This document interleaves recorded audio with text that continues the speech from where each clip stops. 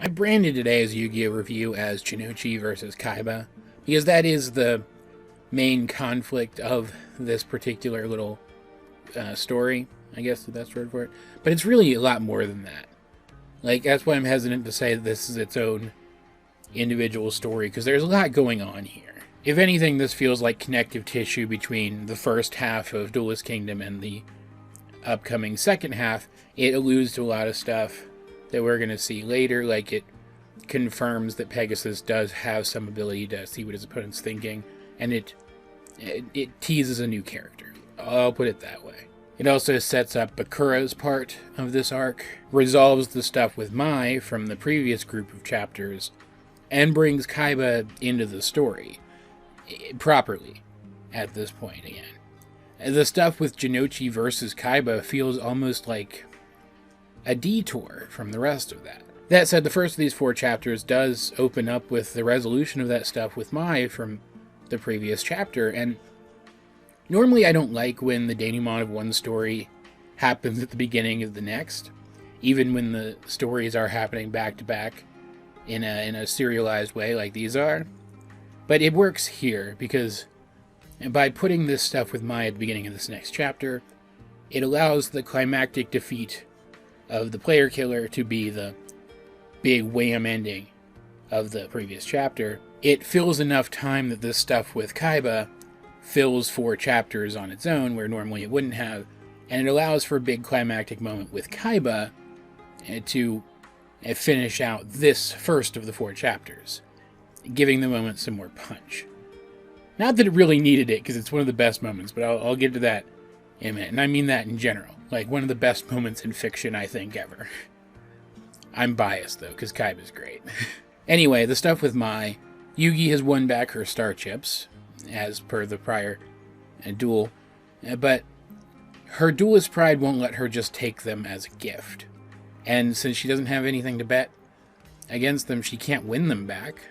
So as far as she's concerned, she's done. But this is when all 4 of Yugi's little group, I don't think Bakura said anything, but he's not really part of the group anyway, so it doesn't matter if I did forget. But the 4 members of Yugi's group, the ones that aren't Bakura, all say something to her to get through to her. And most importantly, I think, Honda makes the point that she said they're enemies again tomorrow, but it's not tomorrow yet. It's still before midnight, so she's still their friend. It's okay to take gifts from them. It shouldn't hurt her pride to do so. But the one that really gets through to her, Jonouchi tries to take the star chips instead. He says, if you're not going to take them, I'll take them.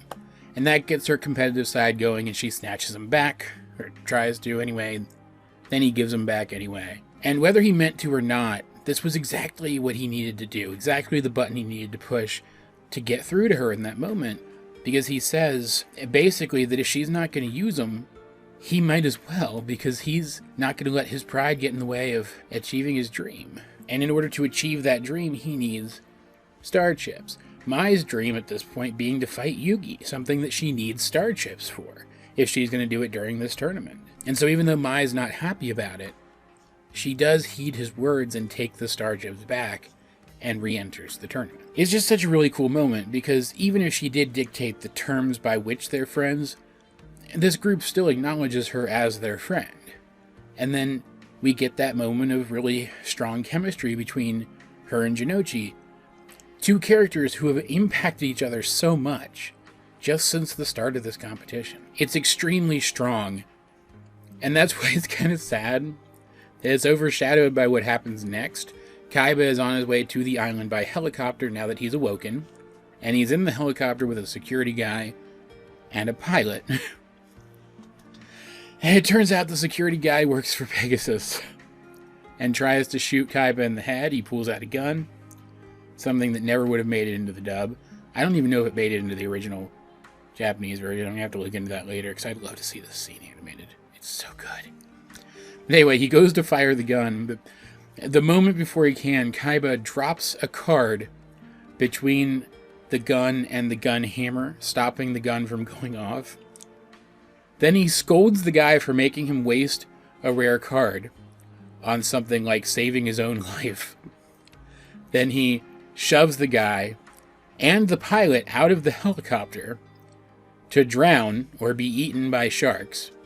And then he pilots the helicopter the rest of the way himself, laughing at his former minion's misfortune at his own hand. It's so good. It's just so delightfully over the top. It's just Kaiba. This is just the kind of character Kaiba is, and I love it so much. Like, I don't even know what else to say about this moment. He jams the gun with a trading card. It's just so cool.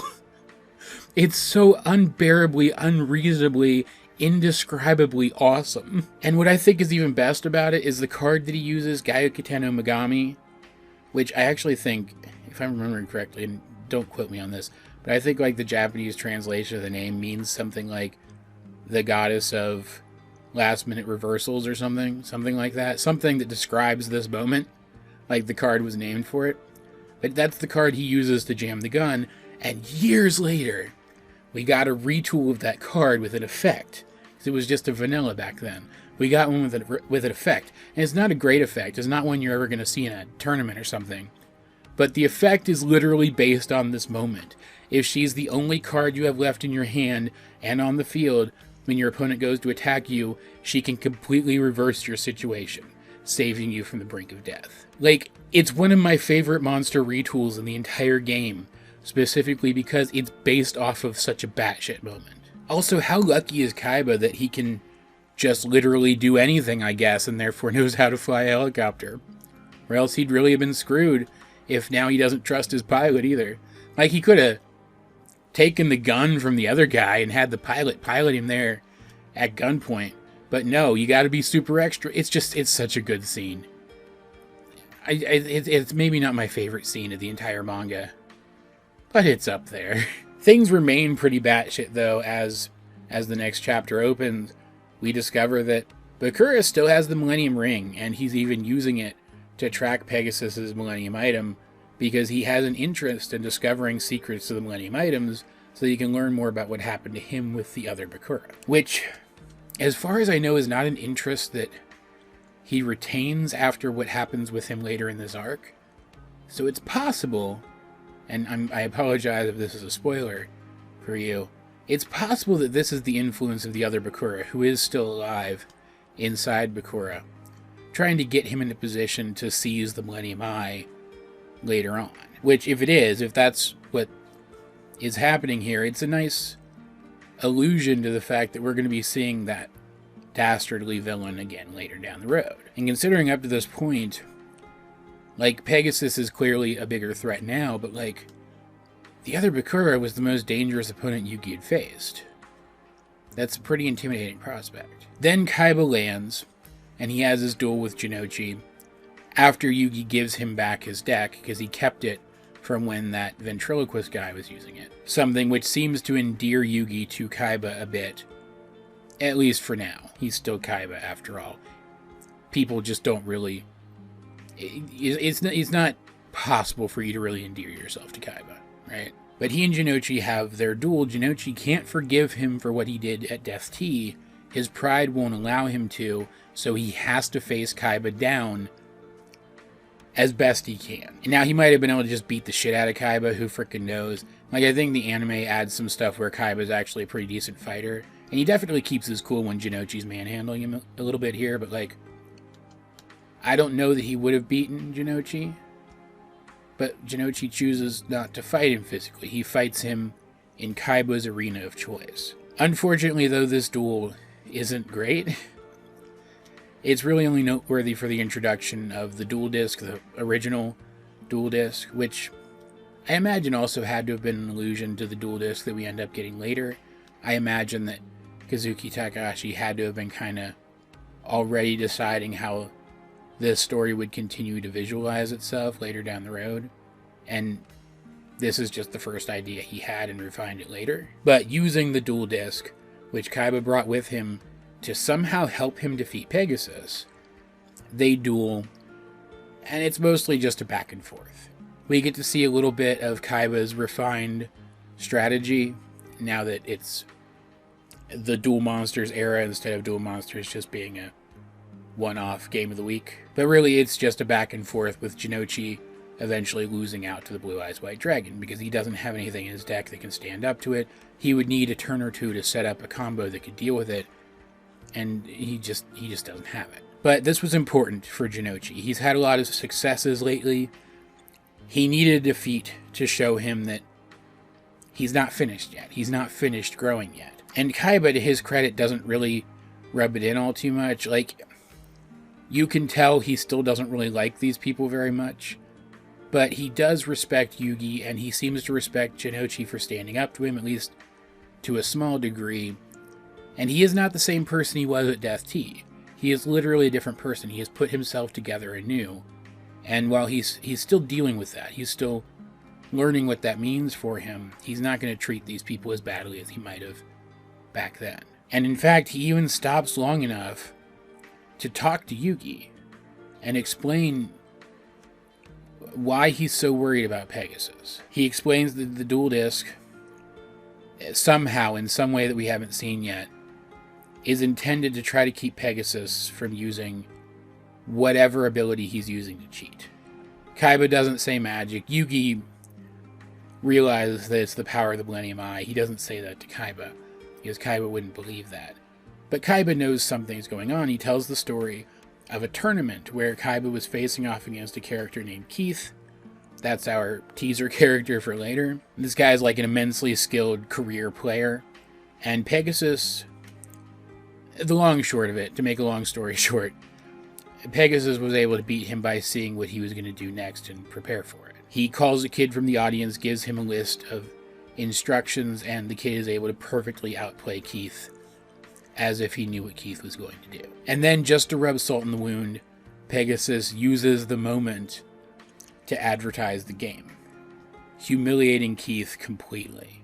And for someone who takes the game as seriously as Kaiba does, maybe instinctually because he realizes how important this game is going to become, that was a very scary moment. Especially now that this game has become something that his entire life has to be bet on, right? Not to mention the life of his little brother. And just the nonchalant way in which Pegasus went about it speaks to the kind of person he is. He is profoundly confident. Like, we've seen Kaiba throughout these 4 chapters more than once show immense confidence in situations where he really had no reason to be confident at all. A gun was pointed at his face, and he seemed 100% sure he was going to make it out of the situation. Jonouchi had him by the collar. He seemed 100% sure he'd be fine. And yet Pegasus is so incredibly confident in his abilities that he shakes even Kaiba. That's scary. And while Yugi, the other Yugi at this point, does come out to declare that he is going to be the one to defeat Pegasus, Kaiba, at the very least, is going to get into the castle first. And he declares that, and he leaves. And these chapters, again, there's not a ton connecting them. They're more connective to the rest of the story. But there's a lot going on here, and they're a lot of fun. I've already made that extremely clear, I hope. The real letdown is the duel itself. The dual disc is cool. Like, visually, it's very cool. They have to, like, physically throw the disc, and it settles out there and spins and projects the hologram up. It's very neat. The anime does a good job of making it look very neat, but it's not enough to carry what is otherwise a pretty mundane duel. Thankfully, the stuff around the duel, though, is excellent. There's some excellent foreshadowing here, some excellent character stuff here, and that absolutely bonkers scene with Kaiba and the gun that now that I've read it again, I'm going to be thinking about it for days. And the fact that it happens at the halfway point of the tournament, at least the preliminaries of the tournament, the 2-day preliminaries of the tournament, is entirely on purpose, because we've left that first day behind at this point. Things feel more serious once Kaiba gets done talking about Pegasus here, and that's because from this point forward, it was probably actually the duel with darkness that started this. From this point forward, things are more serious. It was a nice way of shifting the tone and making it entertaining. All that said, though, guys, if you have read these 4 chapters of the Yu-Gi-Oh! Manga, what do you think of them? Let's get a discussion going in the comments section down below. And while you're down there, you might as well like the video, share it with anyone else who you think would enjoy my content, subscribe if you haven't. You can also check out links to my various social medias, as well as the many ways you can help out the channel. Those will be in the video description, but either way, This has been AJ22, and I will talk to you guys later.